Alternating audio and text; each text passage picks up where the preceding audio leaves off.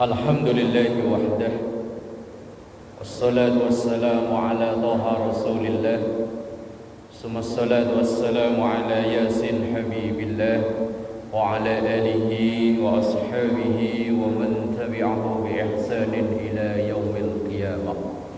Subhanaka la ilma lana illa ma 'allamtana innaka antal alimul hakim. Rabbi shrah li sadri wa yassir li amri wahlul 'uqdatam min lisani yafqahu qawli waj'al li waziran min ahli. Amma ba'd. Hadratul ulama wal qurama wa hadratul jamaah musalla al muhajirin, semoga kita semua selalu diberkahi, diridhoi dan dikaruniai sehat afiat, panjang umur dalam taat ibadah kepada Allah Subhanahu wa taala. Alhamdulillah, mengawali ta'lim malam ini kita doakan kedua orang tua kita, guru-guru kita, para pendahulu kita, semua orang yang berjasa berbuat baik kepada kita, terkhusus yang memperjuangkan musalla dan majelis ta'lim al-muhajirin ini. Kita doakan anak cucu keturunan kita dijadikan saleh salehah, keluarga sakinah mawaddah warahmah, rezeki halal barakah. Kalau ada yang sakit, mungkin jamaah kita, keluarga kita, atau tetangga kita yang tinggal di perumahan Pilia ini, yang sakit kita doakan semoga sakitnya, penyakitnya diangkat, disembuhkan oleh Allah Subhanahu wa taala. Dan juga kita bermohon berdoa pada Allah, kisruh yang beberapa hari terakhir ini di berbagai tempat di negeri kita Indonesia, semoga segera diakhiri dan dikaruniai damai, kembali aman seperti biasa kala. Liridha'illah wa li syafa'ati Rasulillah wa ila hadratin Nabiyil Mustafa Muhammadin sallallahu alaihi wasallam wa ala alihi wa ashabihi wa azwajihi wa dhurriyyatihi wa ahli baitihil kiram wa jami'i ummatihi minal muslimina wal muslimat wal mu'minina wal mu'minat aina makanu, khususan mu'allifatil kitab. Syaudillahi lakum al-fatihah. A'udhu billahi minasyaitanir rajim. Bismillahirrahmanirrahim. Alhamdulillahi rabbil alamin, arrahmanir rahim, maliki yaumiddin. إياك نعبد وإياك نستعين اهدنا الصراط المستقيم صراط الذين أنعمت عليهم غير المغضوب عليهم ولا الضالين آمين. بسم الله الرحمن الرحيم. Kita melanjutkan ngaji kita dari kitab Nihayatul Zaid. Pada bahasan yang lalu tentang faslun fi mufsidatis salati, tentang beberapa hal yang membatalkan salat kita. Di antaranya kemarin yang nomor 5 adalah wabi muftirin, yaitu salat kita menjadi batal apabila ada makanan atau minuman yang masuk secara sengaja.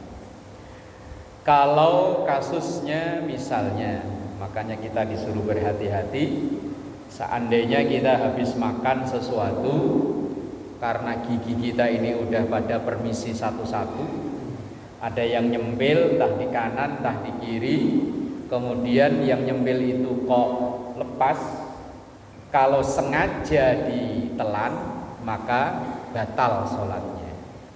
Lah kalau nggak sengaja, wong itu muter aja di mulut sambil kita baca kan, kalau ketelen bukan ditelen. Ketelen sama ditelen kan beda Pak ya. Sama kayak ditabrak sama ketabrak kan beda ya. Nah. Kalau ketelen berarti tidak ada unsur kesengajaan, maka sholatnya tidak batal. Tapi kalau disengaja dari awal, makan dulu ntar siapa tahu ada yang nyempil. Nah, itu namanya disengaja dari awal, yang memang malah gak bagus. Ini seandainya tanpa sengaja ada makanan yang tertelan atau ketelen, maka tidak membatalkan sholatnya. Ini kemarin sudah. Wasadisu yang nomor 6, biziyadati ruknin fi'liyin amdan, yaitu dengan menambahkan rukun fi'li, rukun yang berupa gerakan amdan secara sengaja. Lain kasus lagi kalau tidak sengaja apalagi lupa. Ini yang sering terjadi. Biasanya sujud udah 2 kali, cuman karena dia ragu-ragu, ini tadi baru 1 atau 2, kemudian dia sujud lagi. Berarti ada sujud yang ketiga. Kalau itu didasari karena keragu-raguan, maka tidak membatalkan sholatnya, tapi nanti diganti atau ditambal dengan sujud sahwi. Lah kalau menyengaja, itu yang membatalkan sholat. Seperti kasus kemarin mungkin sudah saya pernah contohkan, barisan biasanya ibu-ibu yang di luar kalau terawih hari pertama sampai seminggu kan full. Al-Muhajirin ini kan ya sampai keluar-luar sono ya. Ya mak-mak biasanya kan kebagiannya kalau nggak di sono kan. Iya belakangan. Lah kebetulan umpama mic-nya ini mati, suara imamnya pelan, dikirainnya imamnya sudah bangun, ternyata belum. Di sujud yang terakhir, begitu imamnya bangun, dia sudah sujud dengan dia sudah duduk dengan sempurna, dan ternyata imamnya masih sujud, maka si makmum itu tadi nggak perlu atau jangan sujud kembali. Kalau sujud kembali, seakan-akan itu seperti menambah rukun yang berupa gerakan. Jadi kalau kita seandainya sudah bangun, kok ternyata imamnya masih sujud, maka kita tungguin aja. Kecuali kalau memang kita bangunnya belum bangun secara sempurna, baru kepalanya doang yang nongol, kayak kura-kura. Kalau misalnya begini, baru begini doang lah, imamnya masih sujud, ya wes sujud lagi. Tapi kalau udah duduk sempurna, maka jangan sujud kembali. Bila berbeda kalau ragu walaupun bertambah rakaatnya, maghrib aturan 3 karena ragu-ragu malah jadinya 4, itu kan nambah rukunnya kan banyak. Tapi karena berdasar keraguan, maka yo lanjut. Karena dalam kaidah fikih dikatakan au fil qalili wal katsiri hummila alal qalili hasbama ta'assala. Kalau kita ragu hitungan rakaat yang banyak atau yang sedikit, maka kita ambil yang sedikit. 3 atau 4, maka kita ambil yang 3. Walaupun aslinya sudah 4. Lah nanti sebelum salam kita ganti dengan sujud sahwi. Lah kalau sujud sahwinya lupa juga, ya udah. Tapi kalau lupanya masih dekat, Assalamualaikum, Assalamualaikum, baru Astaghfirullahaladzim. Lah sujud sahwinya belum, langsung sujud 2 kali sujudnya. Sujud, duduk, kemudian sujud lagi, selesai. Tapi kalau ingatnya sudah jauh, apalagi udah pulang, udah ganti baju, mau berangkat kerja, tadi umpamanya subuh, ya wes, insyaallah Maha tahu lah. Makanya kita selesai sholat diperintahkan untuk astaghfirullahaladzim. Itu siapa tahu dalam sholat kita ada yang keliru. Ini barusan kemarin Pak, saya sendiri Pak, ngimami Isya. Lah pikir saya, ya keyakinan saya itu 4 rakaat. Ternyata kata jamaah 5. Tapi ngomongnya udah bubaran Pak. Biasanya di musala masjid saya itu asal bubaran sholat kan nongkrong di teras kayak gini lah. Lah itu ada jamaah nyeletuk, Pak Ustadz, tadi perasaan saya Pak Ustadz sholatnya 5 rakaat. Apa iya saya gitu? Iya Pak Ustadz. Kenapa nggak diingetin? Wong saya mau ngingetin takut saya yang salah. Makanya saya diem, takut saya yang salah. Tapi begitu tadi wiridan, sebelah saya tanyain, namanya Mas Didi. Tadi Pak Ustadz ngimami 5 rakaat atau 4? 5. Lah kenapa nggak ngingetin? Ya saya takut kalau saya yang salah. Ternyata dari kesekian jamaah itu takut dianya yang salah. Makanya walaupun saya salah, nggak diingetin. nggak ada yang subhanallah. Maka keyakinan saya ya bener 4 rakaat. Cuma ternyata kesaksian dari beberapa orang jamaah, sholat saya 5 rakaat. Isya kemarin, baru kemarin pas itu, malam Sabtu. Oh iya malam Sabtu, bukan malam minggunya, malam Sabtu. Lah terus kayak gitu, ya wes, wong udah bubaran, udah nongkrong, udah pada ada yang bikin kopi, ada yang nyalain rokok. Lah masa ayo pulang. Enggak usah wes. Lah makanya selesai sholat kita diperintahkan astagfirullahaladzim. Begitu cerita begitu, ada jamaah yang jatuh. Tadi yang asar Pak Ustadz Royani, namanya kan kalau zuhur asar ngimamnya Pak Ustadz Royani. Tadi asar Pak Ustadz Royani ngimaminya cuma 3 rakaat. Oh berarti ya buat nambel, biar genep 17. Lah kenapa nggak ada yang ngingetin? Sama kasusnya. Mau saya subhanallah, takutnya saya yang salah. Kebetulan asar kan kalau jamaah asar paling yang orang dewasa kan cuma hanya beberapa orang. Yang lain kan bocil-bocil semua kan masih pada kerja. Cuman beberapa orang katanya, iya tadi asar cuma 3. Lah sekarang isya 5.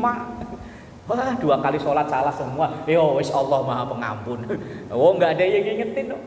Lah kalau nggak ada ingetin ya wis. Apalagi ingetnya udah bubaran, udah pada nongkrong. Wis makanya kita selesai sholat diperintahkan untuk beristighfar itu. Yang ternyata imamnya salah, makmumnya nggak ada yang berani ngingetin. Dikirainnya mereka nyangkanya takutnya saya yang salah. Ntar saya teriak subhanallah, lah kok ternyata bener kan, saya malu. Lah problemnya orang ya, makanya ada solusi bagi kita yang sering melakukan, bukan sering ya, wong nyatanya kita nggak sengaja, wong yakinnya kalau saya yakini 4 bener 4 ternyata 5. Maka selesai sholat yang diperintahkan bukan alhamdulillah, bukan subhanallah, tapi astagfirullahaladzim, mohon ampun ya Allah, ternyata sholat saya tadi yang isya 5 rakaat. Lah yang asar yang ternyata sholat saya cuma 3 rakaat. Lah kalau subuh kok sampai keliru itu ya kebangetan ya. Subuh kan cuma 2 ya. Lah kalau keliru baru 1 rakaat udah tahiyat ya kebangetan, pengen cepet-cepet kelar sholatnya. Kalau asar, duhur, isya 4 rakaat sering gitu. Makanya ada kaidah tadi, kalau dia masih ragu banyak atau sedikit maka ambil yang sedikit. Lah kalau udah selesai, udah jaraknya jauh baru diingetin, ya sudah. Allah Maha Pengampun. Wasadisu tadi yang nomor 6 adalah biziyadati ruknin fi'liyin amdan. Menambah rukun berupa gerakan, bukan rukun bacaan ya. Rukun gerakan yang disengaja maka itu membatalkan sholat. Kalau bacaan itu tidak membatalkan sholat, apalagi seorang makmum. Umpama imamnya baca tahiyat agak lama, terus kita sudah selesai sampai innaka hamidum majid, kita udah tambah Allahumma inni a'udzubika min adzabil qabri wa min adzabin nar wa min fitnatil mahya wal mamati wa min fitnatil masihid dajjal ya muqallibal qulub tsabbit qalbi ala dinik wa ala ta'atik. Begitu kita selesai ternyata imam belum salam, kita boleh menambah dengan bacaan doa-doa yang lain. Yang terpenting itu doa memakai bahasa yang menjadi ketentuan orang sholat, yaitu pakai bahasa Arab. Ya mungkin kita baca Rabbana atina fid dunya hasanah wa fil akhirati hasanah wa qina adzabannar. Kita ulang-ulang sampai 100 kali kok imamnya masih belum salam. Terus daripada kita bengong, nanti kan pikiran malah enggak. Ini imam ngantuk apa-apa ya, kok enggak salam-salam, apa imamnya ini mikirin apa ini mah, malah jadi pikiran yang aneh-aneh. Wes baca doa yang kita bisa. Lah kalau menambah bacaan ini walaupun memang sengaja tidak ngaruh apa-apa, alias tidak batal sholatnya. Umpama rukuk sujud kita udah subhana rabbiyal a'la atau subhana rabbiyal azimi wa bihamdi udah 3 kali, imam belum bangun, tambahin Imam belum bangun tambahin, imam belum bangun tambahin sampai imamnya bangun. Tapi kalau yang berdiri,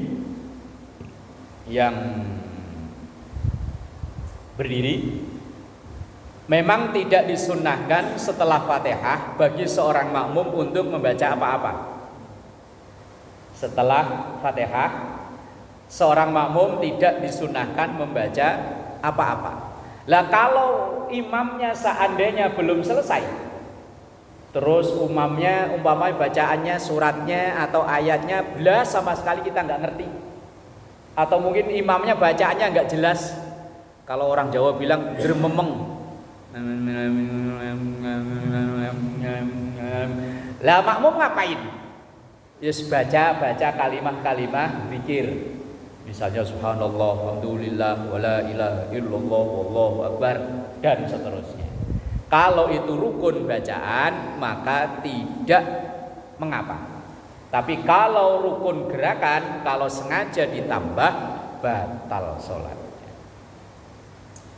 Bismillahirrahmanirrahim. Wasabi'u, dan yang nomor 7 yang membatalkan sholat, bi'tiqadi fardin naflan, yaitu meyakini fardunya sholat padahal itu sunnah, atau sebaliknya menganggap sesuatu yang rukun itu sunnah, atau sebaliknya menganggap yang sunnah menjadi rukun. Makanya kita perlu ngaji begini kan supaya bisa membedakan mana yang rukun, mana yang sunnah, mana yang fardunya sholat, mana yang sunnahnya sholat. Karena di antara kita masyarakat awam itu masih ada yang menganggap sesuatu yang sunnah itu seperti rukun. Seperti misalnya begini, ketika sholat id, baik Idul Fitri maupun Idul Adha, itu masyarakat awam menganggapnya takbir 7 dan 5 kali di rakaat pertama dan kedua itu dianggapnya adalah fardu. Sehingga kalau itu tidak dibaca, nganggapnya sholat itu tidak sah. Padahal seandainya tidak dibaca, baik sengaja maupun tidak sengaja, gak ngaruh, sholatnya tetap sah. Di sini pernah kejadian gak Bapak? Sholat id imamnya lupa baca takbir. Pernah ya? Ada yang komplain gak? Gak ada. Oh berarti paham semua berarti udah. Lah iya. Seringnya itu kalau rakaat pertama biasanya masih ingat. Rakaat yang kedua yang sering kasus lupa itu rakaat kedua. Pokoknya bangun dari sujud Allahu Akbar, begitu sedekap langsung baca Fatihah. Lupa baca takbir yang 5 kali kalau di rakaat kedua. Itu dibaca nggak dibaca, sengaja nggak sengaja nggak ngaruh. Tapi pernah ada kejadian di Masjid Kampung Beting di belakang Islamik. Lah itu ada jamaah yang rajin, dia jamaahnya rajin, tapi asal ada ngaji begini dia pulang, nggak pernah mau diajak ngaji. Ya karena mungkin merasa udah senior apa gimana nggak tahu lah. Lah kebetulan Idul Fitri itu waktu Covid udah sholatnya nyolong-nyolong kan, diuber-uber Satpol PP 2000 berapa ya? 2020 ya apa 2021. Pokoknya yang kasus itulah pas rame-ramenya itu. Lah kebetulan memang khotibnya itu dari luar. Lah imamnya orang dalam. Lah pas sholat di rakaat yang kedua tadi, imamnya yang sama-sama orang dalam, misalnya kayak di sini misalnya Pak Wasto imamnya. Lah lupa di rakaat kedua itu enggak baca takbir 5 kali. Lah ini makmum tadi itu yang rajin jamaah tapi nggak pernah mau ngaji, teriak subhanallah. Imamnya baca Fatihah, dia subhanallah aja berulang-ulang, subhanallah, subhanallah. Makin kenceng bacanya karena merasa nggak digubris sama imam. Lah imam merasa ini nggak salah, ya lanjut terus kan. Begitu selesai sholat, assalamualaikum, assalamualaikum. Ini makmum yang tadi itu emosi. Ini yang saya cerita, ketua masjidnya sendiri Pak. Emosi langsung dia berdiri, imamnya ditunjuk-tunjuk. Kamu ini imam goblok. Udah diingetin berkali-kali apa enggak denger apa. Lah imamnya karena ditunjuk-tunjuk enggak terima, berdiri langsung. Kamu yang goblok.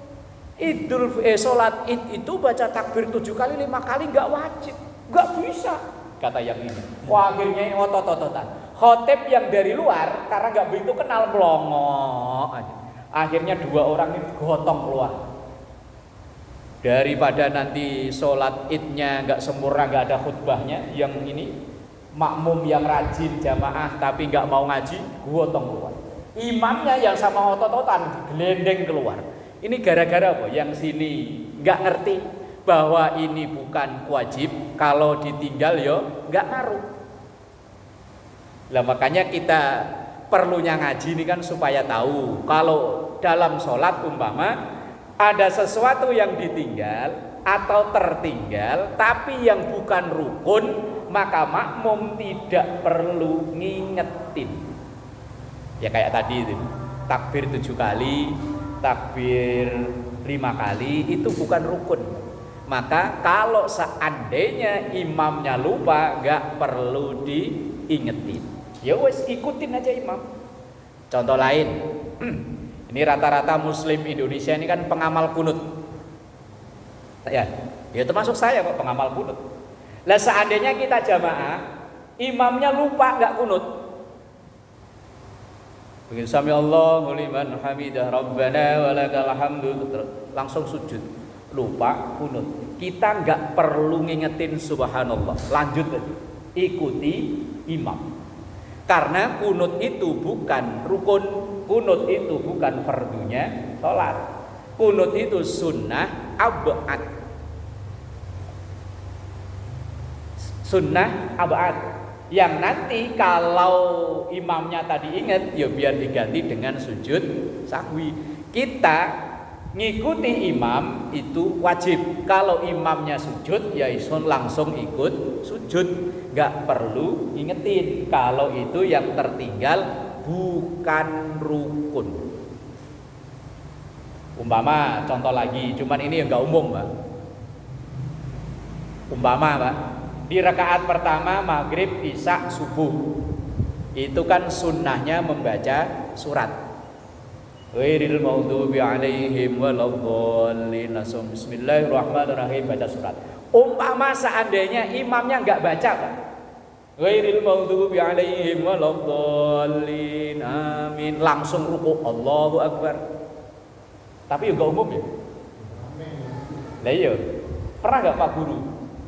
Belum pernah ya, makmuman ke makmum yang nggak baca surat di rakaat pertama. Pernah nggak Mas? Belum ya. Seandainya ntar isya saya begitu. Kalau tarawih mah cocok ya, cocok, cepet ya. Ghairil maghdubi alaihim waladhdallin, amin, langsung ruku, Allahu akbar. Sah salatnya, sah. Wong surat setelah Fatihah di rakaat pertama dan kedua itu hukumnya sunnah hayat. Sunnah hayat itu tertinggal atau sengaja ditinggal, nggak ngaruh, nggak perlu diganti sujud sahwi. Kalau abad tadi diganti sujud sahwi, tapi kalau hayat nggak, termasuk surat setelah Fatihah. Cuma sesuatu yang biasa dikerjakan kalau nggak dikerjakan akan timbul masalah. Nah, kalau yang ngaji umpama ya begitu, ghairil maghdubi alaihim waladhdallin, saya langsung ruko. Yang ini ngaji sih nggak masalah, ya udah tahu. Yang nggak ngaji terus orangnya itu suka protes. Wah ini sesat ini. Iya kalau cuman gitu doang. Pas lagi sholat subhanallah, langsung dia kenceng-kencengnya subhanallah, wong merasa biasanya baca surat kok enggak lah. Makanya kadang sesuatu yang tidak masalah, tapi kalau berbeda akan jadi masalah bagi orang yang nggak ngerti. Tapi kalau orang yang ngerti mah yo, lanjut aja terus. Kalau tarawih malah enak ya. Ghairil maghdubi alaihim waladhdallin, amin, langsung rukuk. Lebih cepat ya. Kita kan kalau tarawih senengnya kan jargonnya Pak JK waktu nyapres ya. Lebih cepat, lebih baik. Nah, menambah rukun yang fi'li itu yang nomor 7, meyakini sesuatu yang fardu menjadi sunnah, atau dibalik, meyakini yang sunnah menjadi fardu. Maka seandainya sunnah dianggapnya fardu, kalau ditinggal nganggapnya sholatnya enggak sah, itu malah bisa membatalkan sholat. Bismillahirrahmanirrahim. Wasaminu, dan yang nomor 8, mimma yufsidus sholah al hadasu. Yang nomor 8, yang merusak sholat itu adalah hadas, baik hadas besar maupun hadas kecil. Kalau ini mah udah maklum lah ya. Tapi kalau hadas besar apa iya ya? Nah, kalau hadas kecil mah kemungkinan kan ya buang angin atau buang angin lah ya, rata-rata lah ya. Kalau hadas besar apa iya? Hadas besar itu kan penyebabnya keluar sperma. Lah ya apa sholat apa ya keluar itu lah ya. Lah yo kok banget temen. Keluar hadas. Tapi kalau misalnya perut baru hanya kerucuk, entah karena mungkin habis makan pedes atau apa, asal bener-bener belum kerasa keluar, maka belum batal sholatnya. Tapi kalau orang sholat nahan hadas, hukumnya makruh. Karena memang kalau orang kok sambil nahan hadas, bubarin konsentrasi. Apalagi pengen hadas BAB itu ya. Orang sholat kok nahan BAB, bisa keluar keringet segede jagung-jagung. Mah bisa sambil melekat-melekat aja. Iya kena aku dua, iya. Kalau memang waktunya masih panjang, lebih baik batalin, Pak. Cuman repot kalau pas di depan ya. Ya kalau kayak di musola begini sih mending ya. Kalau di masjid yang jamaahnya banyak, kebetulan kita berada di depan, wah itu ya tersiksa. Itu pokoknya harapan dan doanya itu imamnya cepet aja. Wah begitu ghairil maghdubi alaihim waladdallin. Dia sambil nahan, makmumnya, imamnya begitu Bismillahirrahmanirrahim. Amma yatasaaluna 'anil naba'il 'azim. Kata makmum, yakin langsung dia dalam hati, sialan imam lama amat. Sambil nahan aja. Kalau memang memungkinkan lebih baik batalkan. Tapi kalau sudah waktunya mepet, umpama kita sholat asar udah jam 6 kurang seperempat, baru sholat asar, tak karena baru bangun tidur atau baru pulang mancing, kalau sekuat tenaga ditahan, karena waktunya udah mau habis asarnya. Tapi kalau waktunya masih panjang, ya wis, daripada sholat sepanjang sholat terkena hukum makruh. Makruh itu walaupun tidak batal tapi mengurangi nilai, atau bahasanya ada cacat dalam sholatnya. Maka kalau memang memungkinkan, waktunya masih panjang, maka lebih baik dibatalkan. Tapi membatalkannya ya harus pakai etika lah ya. Mosok nahan angin begitu mentang-mentang boleh dibatalin langsung dikeluarin dengan wah bisa satu musola ya bisa geger. Dikirain bom molotov dari Senen nyasar ke sini. Yo pakai etika ditahan. Kalau dikeluarin dikit-dikit ya kadang ya malah ini yo. Nit. Dikirain malah alarm waktu sholat itu. Nit. Lu perasaan udah alarm dari tadi kok masih bunyi. Yo gimana caranya lah pokoknya, daripada sepanjang sholat kok nahan makruh, nahan hadas, maka kalau bisa ya lebih baik dibatalkan. Tapi tentu bagaimana caranya supaya tidak mengganggu orang. Lah kalau dikeluarin kok langsung dihentakkan kan ya, kalau orangnya yang nggak bisa nahan kan yakin kanan kiri langsung pada ketawa Pak ya. Mau apalagi kita kenal orangnya, terkenal, waduh langsung ketawa ngakak gitu. Kalaupun nggak ketawa ya dibatin, baunya ini hasil kerja siapa. Nah, membatalkan sholat yakni hadas. Yang paling mungkin ya hadas kecil. Kalau hadas besar ya kayaknya ya enggak lah ya. Apa iya orang sholat kok bisa mengeluarkan sperma lah ya enggak mungkin. Tapi apa iya ya? Apa mungkin? Enggak lah ya. Ya kalau kemarin kan ada yang bergerak-gerak, seandainya bergerak-gerak aja kayaknya ya enggak loh ya. Tapi mungkin bagi orang yang setrumnya masih ini ya. Lah ya setrumnya masih full. Lah kalau yang sudah sepuh-sepuh lah wis. Angel. Wal ashiru, dan yang nomor 10 yang membatalkan salat adalah inkisyaful aurati ma'al qudrati ala sitriha. Terbukanya aurat padahal dia mampu untuk segera menutupnya. Nah, ini yang paling sering terjadi. Itu kalau laki-laki biasanya, mohon maaf ya, yang pakai kaos apa namanya? Yang ngepres body apa namanya? Straight ya. Itu kalau berdiri sih mungkin iya, cuman ketika rukuk dan sujud, ini kan lesung pipit bisa kelihatan ya. Ayo Bang ya. Ayo, lesung pipit kan bisa kelihatan kalau rukuk atau sujud. Ya kecuali kalau baju panjang begini sih enggak. Makanya saya pernah melihat itu di masjid mana lupa saya. Itu disediakan rompi. Rompi yang panjang ya seginilah. Sehingga orang di masjid Telkom ini Jakarta Utara. Itu mungkin karena banyak karyawan, banyak mungkin orang-orang yang pada ngurus nomor apa itu.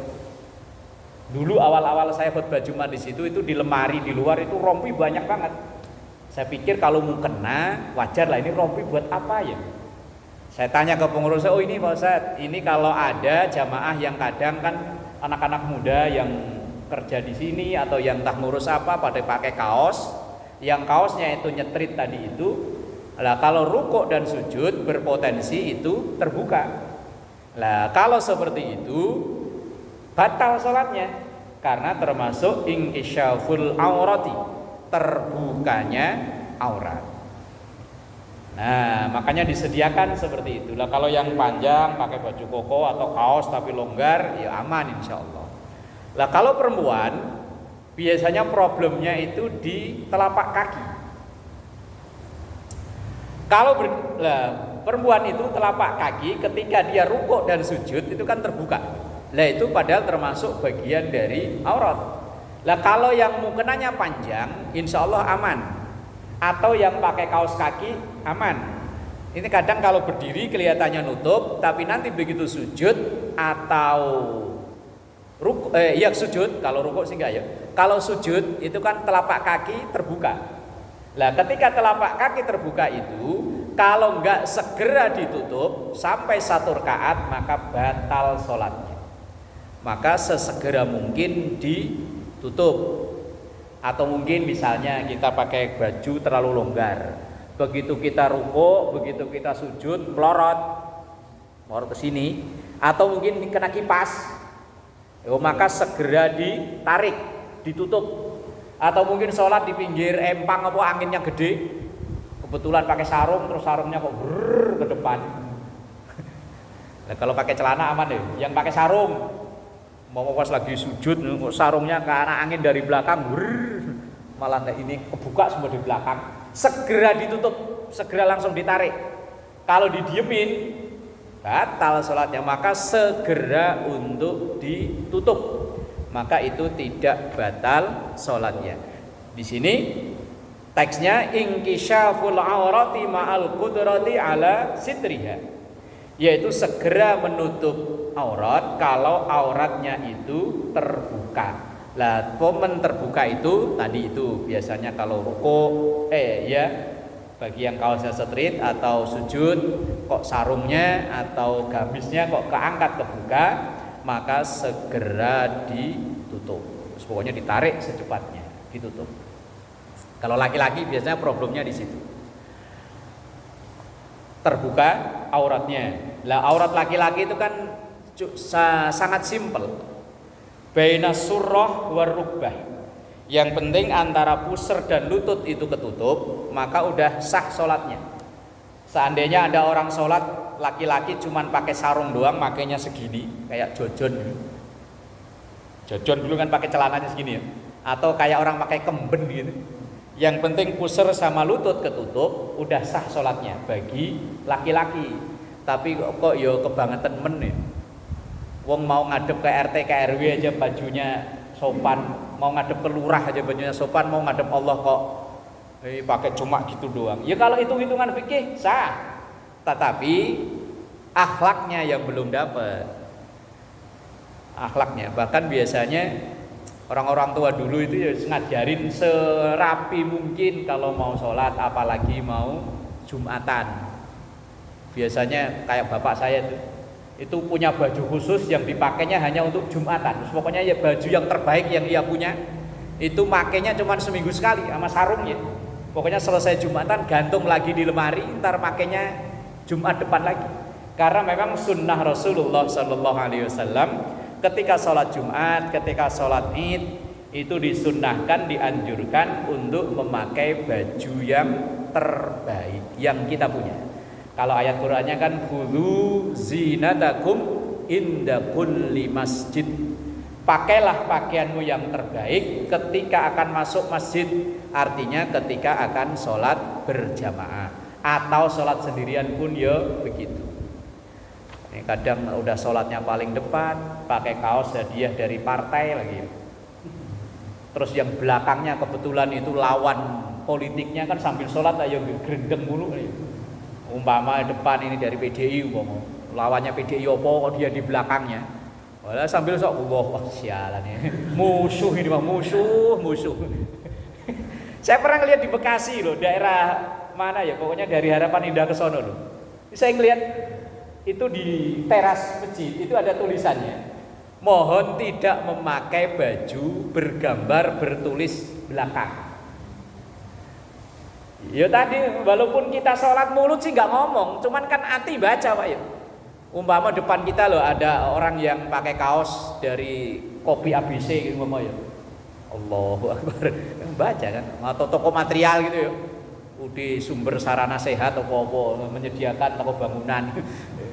Lalu Rasulullah Sallallahu Alaihi Wasallam ini ada dalam kitab Bulughul Maram. Beliau itu pernah dihadiahi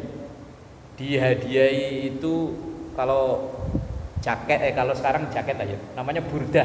Burdah itu kayak apa ya, gamis apa, tapi ada kayak sorjan gitu, ada lerek-lerek gitu, sorjan kan gitu ya. Itu pun beliau ya diterima itu hadiah, tapi beliau nggak berkenan memakai untuk ngimami sholat. Itu cuma garis-garis. Kita Indonesia yang terkenal ini ya, saya aja sering pakai batik ya. Batik kan gambarnya macam-macam ya. Ya Rasulullah itu kalau ngimami selalu pakai yang polos. Ini saya baju si polos, sarung, batik. Kadang di belakang ada tulisannya ya. Wadimor. Wadimor. Kalau enggak gajah duduk. Atlas. Kalau yang BHS, sarung mahal itu. Kita Indonesia ya, makanya ya sholat kita ya selesai sholat suruh banyakin istighfar kan begini. Yang selanjutnya al-inkhirafu 'anil qiblah bi ba'di ma wajibal istiqbalu bihi, yaitu geser dari arah kiblat dari sesuatu yang wajib menghadap kiblat. Geser. Yang wajib menghadap kiblat itu bukan wajah, Pak, tapi dada. Maka orang sholat kok seandainya nengok, sholatnya nggak batal, sah. Karena yang wajib menghadap kiblat ketika posisi yang diwajibkan kiblat itu dada. Kalau rukuk, kalau sujud kan yang nggak wajib menghadap kiblat, tapi kalau berdiri, kemudian duduk, ini yang wajib menghadap kiblat itu dada, bukan wajah. Seandainya kita sholat Allahu Akbar suara glodak, nengok, nggak batal, Pak. Apalagi kita sholat sambil bawa tas, kita taruh agak sebelah ini. Nah kemudian ada orang baru datang geser tas kita. Ya kan, umpama kita lagi kerja atau lagi mampir kan kadang bawa tas Pak. Saya sendiri kadang kalau habis ngajar kan bawa tas. Lah begitu kita taruh begini ada yang geser, itu kan otomatis lihatin ya. Paling enggak ngelirik lah ya. Batal enggak? Tapi kalau terus-terusan ini ya. Yang rawan itu begini Pak. Kalau kita salam yang pertama, itu kalau kita mengucapkan salam belum sempurna, kok kita udah nengok sama dadanya, ini yang dikhawatirkan batal. Nah terus gimana? Kalau salam kita sempurnakan dulu bacaan salamnya, baru nengok. Salam sempurna itu cukup sampai huruf mimnya. Assalamualaikum itu udah sempurna berarti. Warahmatullah sangat sempurna. Prakteknya begini, Assalamualaikum warahmatullah, baru nengok. Ini walaupun nengoknya sampai muter madep ke belakang, sholatnya tetap sah. Umpama loh Pak, Assalamualaikum warahmatullah. Yang penting lafadz alaikum itu kita wajah dada ini masih madep kiblat. Begitu kita mengucap warahmatullah, nengok, walaupun nengok sama dada-dadanya begini, nggak masalah. Tapi kalau belum sempurna salam, dia udah nengok sama dadanya yang nengok, lah itu termasuk tadi berpaling dari arah kiblat. Kalau cuma wajah, nggak masalah. Walaupun dia nengok duluan, assalamualaikum belakangan, nggak apa-apa. Tapi kalau sampai dadanya ikut ini, nah itu yang bisa membatalkan sholat. Kalau nengok enggak batal. Tapi kalau nengok makruh. Cuman kalau sekali doang nengok, wes rapopo. Jadi yang selanjutnya yang membatalkan sholat adalah al-inhiraf anil kiblati bi ba'dhi ma wajabal istiqbalu bihi. Berpaling dari arah kiblat dengan sesuatu yang diwajibkan menghadap kiblat. Yang diwajibkan cuma dada, bukan wajah. Nah kalau wajah nengok, oh serapo, wamane sambil sholat kok lehernya ini kena kolesterol ya. Rapopo. Ora batal. Tapi kalau keterusan geleng kayak orang tripping yo batal karena gerak 3 kali yang mencolok. Yang selanjutnya ar-riddatu murtad. Wah, orang lagi sholat kok murtad ya pono ya. Tapi kok seandainya. Tapi saya pernah melihat di media sosial orang pulang umroh malah murtad. Iya pulang umroh ya. Padahal dia sering berperan sebagai tokoh-tokoh agama dalam filmnya. Begitu pulang umroh, entah karena kasus apa kok tiba-tiba murtad. Na'udzubillahi min dzalik. Lah kalau ada seandainya orang sholat kalau kok murtad ya otomatis sholatnya batal. Karena orang murtad berarti sudah bukan orang Islam lagi. Sementara yang diwajibkan sholat itu adalah orang Islam. Yang tidak Islam ya nggak wajib sholatnya. Maka ketika dia menyatakan diri murtad keluar dari Islam, maka otomatis sudah bukan Islam. Kalau sudah bukan Islam, maka dia tidak wajib sholat. Wallahu a'lam bishawab. Al-Fatihah. A'udzubillahi minasyaitonir rajim.